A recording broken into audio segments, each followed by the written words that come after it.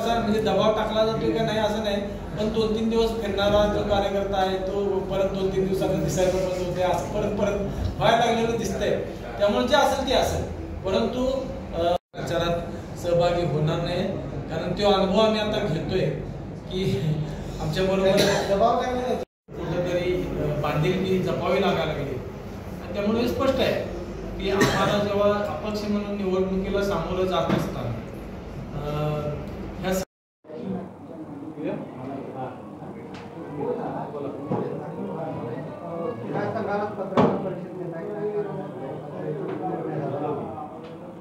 आज पत्रकार परिषद घेण्याचं कारण म्हणजे मी जेव्हा उमेदवारी अर्ज भरला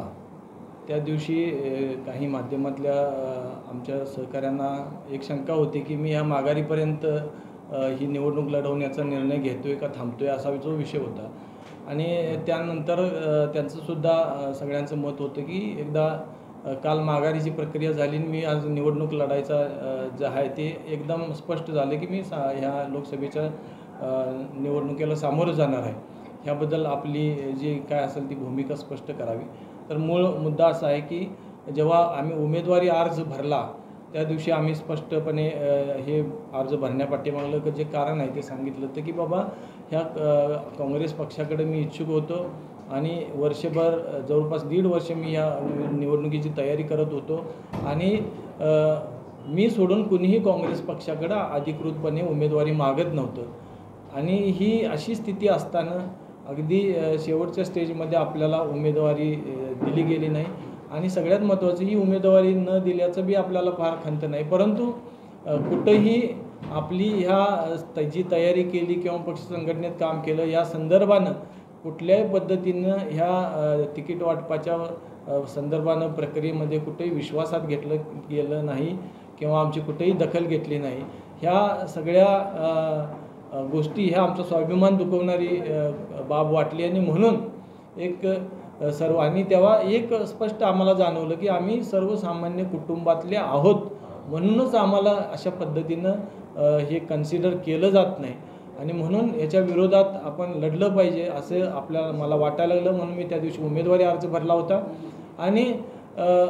काल उमेदवारी माघारीचं झालं आणि कालसुद्धा सकाळी 11 वाजेपर्यंत पक्षाच्या कुणीही जबाबदार पदाधिकाऱ्यांनी माझ्याशी संपर्क केला नाही. 11 नंतर मग मी माझ्या संपर्क दौऱ्यामध्ये मी सामील झालो आणि हेच स्पष्ट करण्यासाठी आज ही पत्रकार परिषद आहे की उमेदवारीच्या नंतर माघारीपर्यंतसुद्धा आमची दखल घेतली नाही आणि त्यामुळं हे निश्चितपणे आज आणि स्पष्ट होते की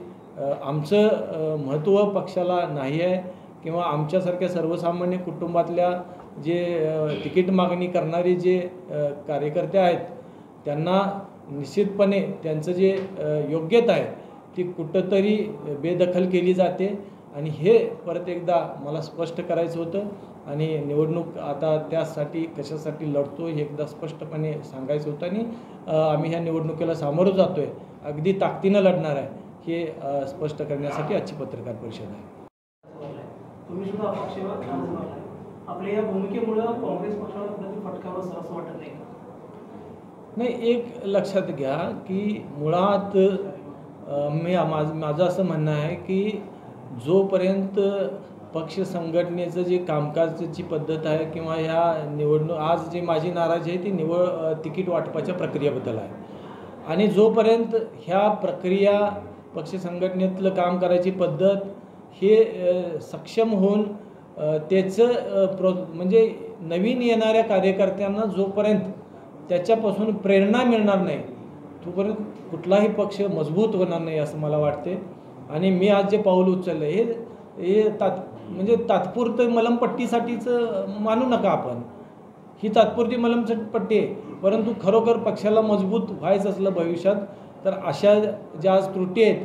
त्या दुरुस्त करण्यासाठी पावलं उचलणं गरजेचं आहे आणि तरच नवीन लोकांना एक त्यापासून प्रेरणा मिळेल, त्यांचा आत्मविश्वास वाढेल आणि अजून लोक काम करतील आणि तसं झालं तरच खऱ्या अर्थानं पक्ष मजबूत होणार आहे. नाही,